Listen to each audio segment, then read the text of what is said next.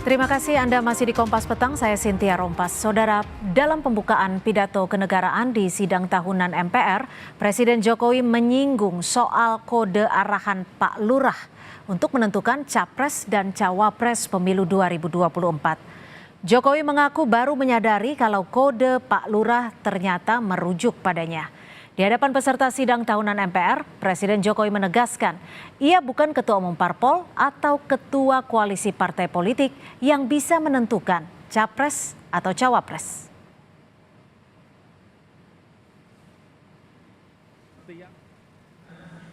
Capres dan cawapresnya, jawabannya belum ada arahan Pak Lurah.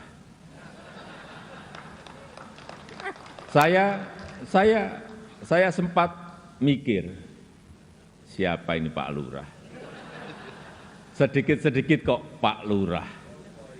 Belakangan saya tahu yang dimaksud Pak Lurah ternyata saya. Ya, saya jawab saja, saya bukan lurah.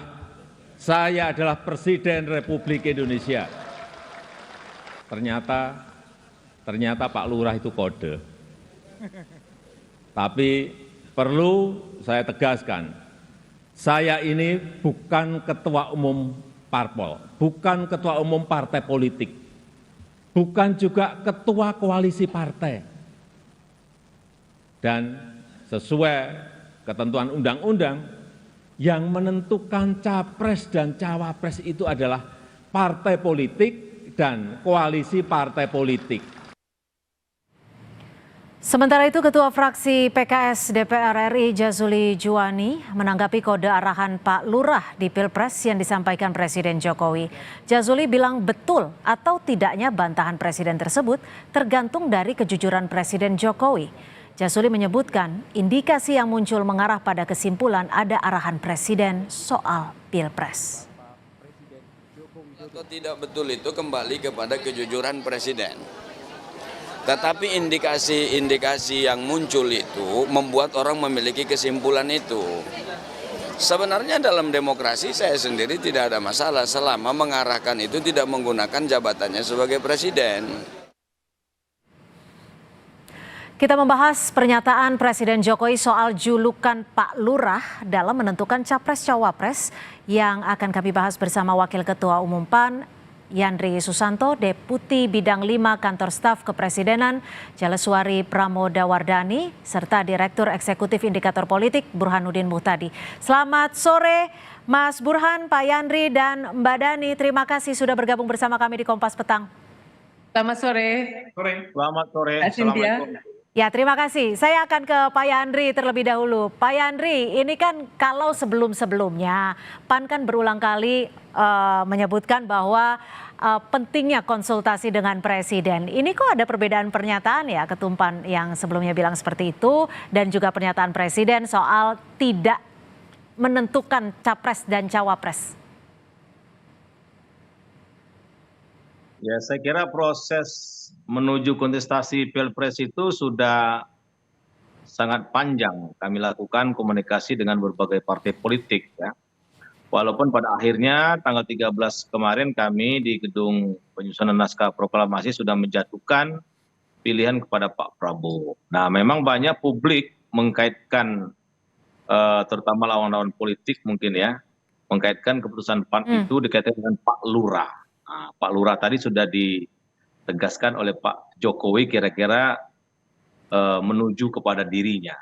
Nah, oleh karena itu PAN dalam mengambil keputusan itu sangat independen. Artinya memilih Prabowo itu bukan yang pertama bagi PAN, ini sudah yang ketiga kali.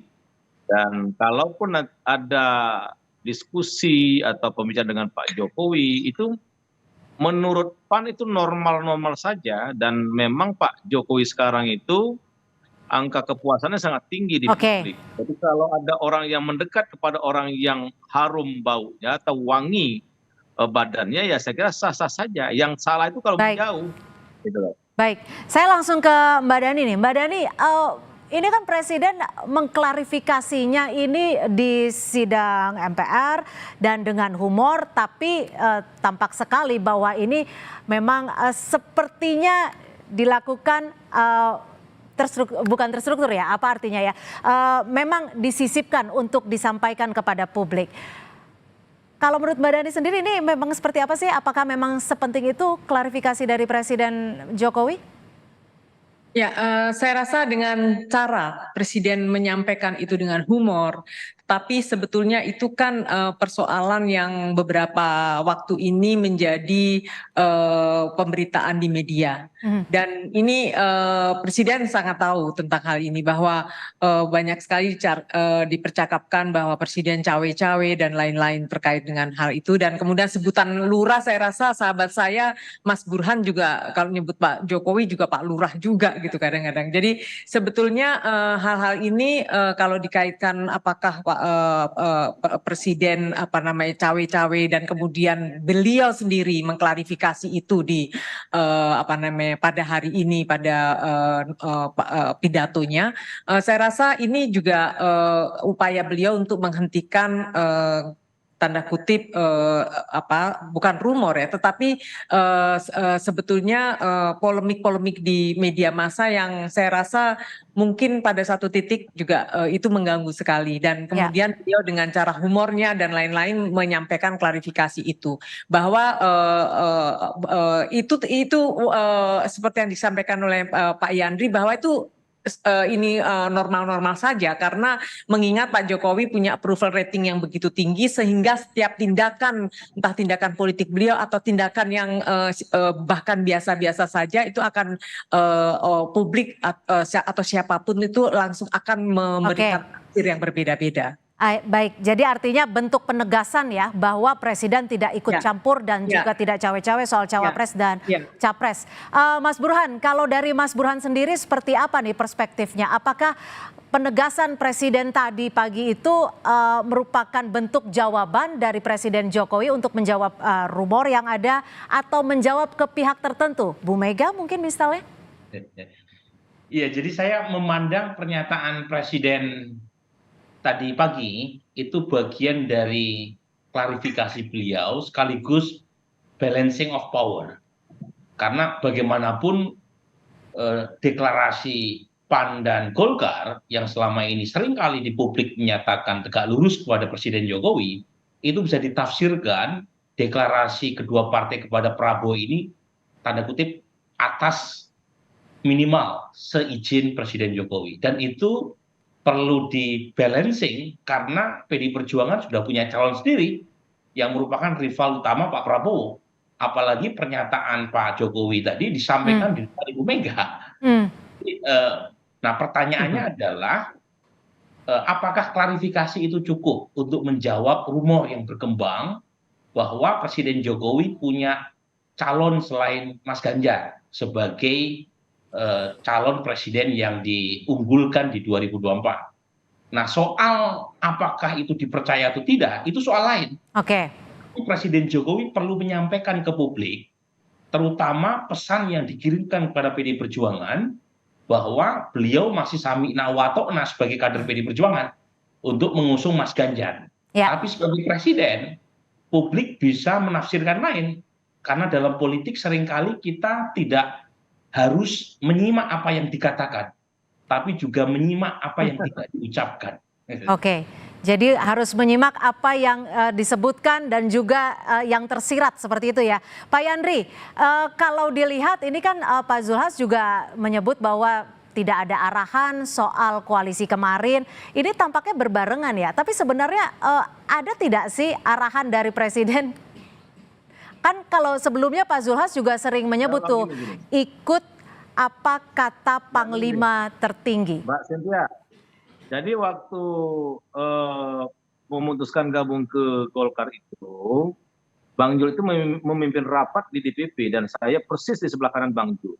Dan itu juga kita menanyakan kepada seluruh DPW PAN se-Indonesia. Walaupun memang setahun yang lalu Bang Jul itu diberi mandat penuh untuk menentukan arah koalisi. Jadi PAN itu benar-benar mendengar suara kader bahwa ada sedang diskusi dengan Pak Jokowi, kemudian tukar pikiran, normal. Bang Jul kan menterinya Pak Jokowi.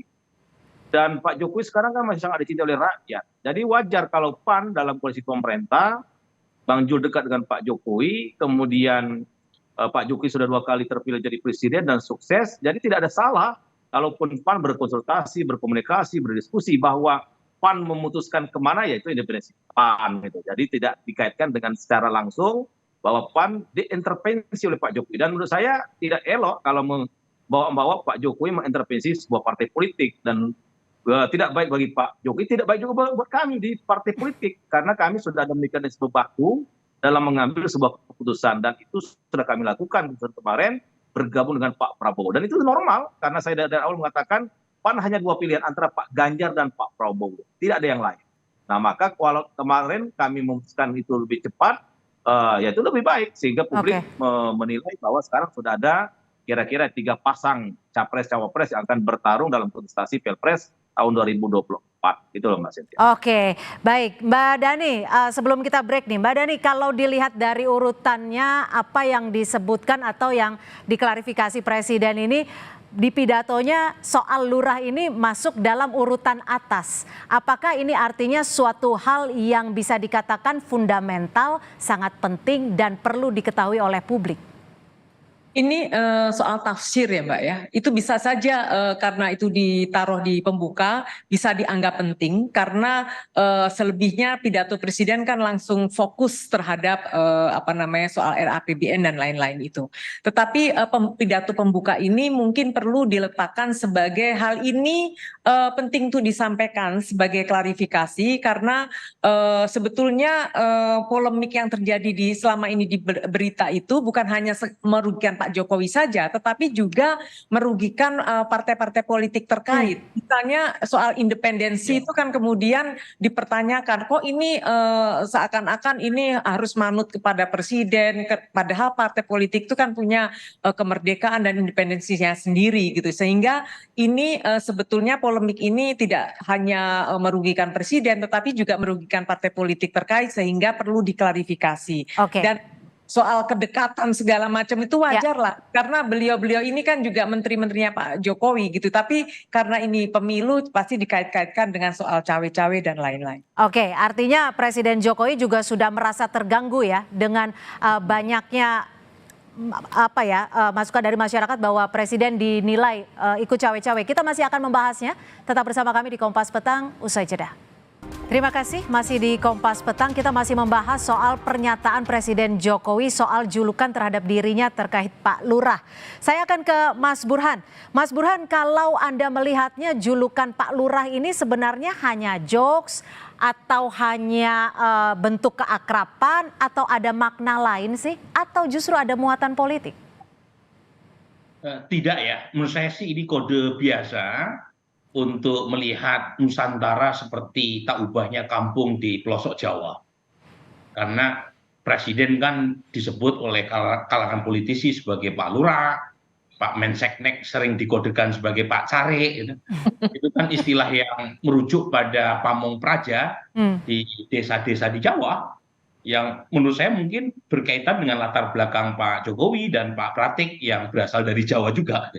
Jadi saya sih nggak ada sesuatu yang khusus yang kita. Jadi murni kode nih menurut Anda sendiri, karena kalau kita bicara soal perumpamaan Pak Lurah nih, biasanya nih saya sebagai seorang awam biasanya kan apa-apa kalau di kelurahan tuh lapornya harus disetujui oleh Pak Lurah. Itu bisa diartikan seperti itu tidak sih?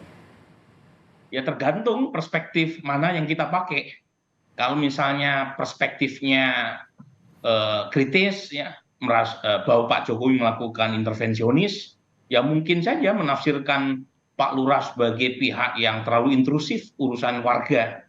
Tapi di desa-desa kan lurah juga makin otonom, warga juga makin otonom, tidak harus dimaknai seintrusif seperti yang Bu Cynthia katakan. Jadi lagi-lagi posisi orang tergantung perspektif mana yang dipakai. Tetapi saya bisa mengerti Cynthia kenapa Pak Presiden ya, bukan Pak Lurah ya, itu tadi mengklarifikasi di sidang di MPR. Pertama memang selain merugikan buat presiden sendiri, kemudian juga mencitrakan seolah partai tidak punya kedaulatan atas dirinya sendiri, secara opini publik juga negatif. Jadi survei kami bulan Juni, mereka yang mengikuti isu cawe-cawe ya, Presiden Jokowi dianggap cawe-cawe, itu sekitar sepertiga dari populasi pemilih, Baik. Dan dari mereka yang mengikuti, semakin mereka tahu isu itu, semakin punya persepsi bahwa Presiden Jokowi Oke. negatif. Baik, terakhir singkat saja Pak Yandri, apakah ini artinya PAN mulai saat ini sudah tidak mau lagi jaga-jaga lah ya untuk meminta masukan terkait Pilpres ataupun pengajuan nama cawapres di koalisi nantinya terhadap Presiden Jokowi? Ya, tetap kami akan dekat dengan Pak Jokowi karena Bang Jul atau PAN berkoalisi dengan pemerintah. Soal masukan Jokowi tetap diminta juga artinya? Iya, kita ini minta ke pemuka agama, ke tokoh politik, tokoh bangsa, anak muda, petani pun kita minta pendapat, apalagi Pak Jokowi. Tapi nanti keputusannya itu ada di internal partai. Jadi kalau meminta masukan, minta nasihat, diskusi, selama itu untuk kebaikan, bagus. Apalagi dengan Pak Jokowi kan. Pak Jokowi Oke. presiden 2 periode. Baik, jadi tetap akan terus menjalin seperti itu ya untuk PAN ya. Baik, terakhir Mbak Dhani, mungkin ada yang ingin disampaikan dari KSP sendiri terkait dengan kalau kita lihat Pilpres kan saat ini sudah semakin dekat dan semakin hangat, singkat saja Mbak Dhani. Ya, saya rasa apa yang disampaikan Pak Jokowi dalam pengantar pidatonya tadi itu juga sekaligus mengajak kepada kita semua agar kita berhati-hati dan klarifikasi terhadap isu-isu atau pemberitaan-pemberitaan yang butuh penjelasan lebih lanjut. Jadi tapi sah-sah saja semua orang punya tafsir seperti itu karena bukan saja di tahun politik tapi juga lembaga-lembaga survei juga sudah menaikkan hasil-hasil surveinya, apalagi Pak Jokowi memiliki approval rating yang tinggi dan itu bisa dimaknai apa saja. Tetapi saya rasa klarifikasi hari ini yang dilakukan oleh Presiden itu juga untuk menutup perdebatan yang mungkin silang sengkarut selama ini yang sebetulnya juga membuat kita tidak produktif untuk memperbincangkan itu saja. Baik, terima kasih. Tapi satu yang pasti Joko Widodo adalah Presiden Republik Indonesia, bukan Pak Lurah. Terima kasih Pak Yandri Susanto, Waketum PAN. Dan terima kasih juga Mas Burhanuddin Muhtadi, Direktur Eksekutif Indikator Politik Indonesia, dan juga Mbak Jaleswari Pramodawardhani, Deputi 5 Kepala Staf Kepresidenan. Terima kasih sudah bergabung bersama kami di Kompas Petang.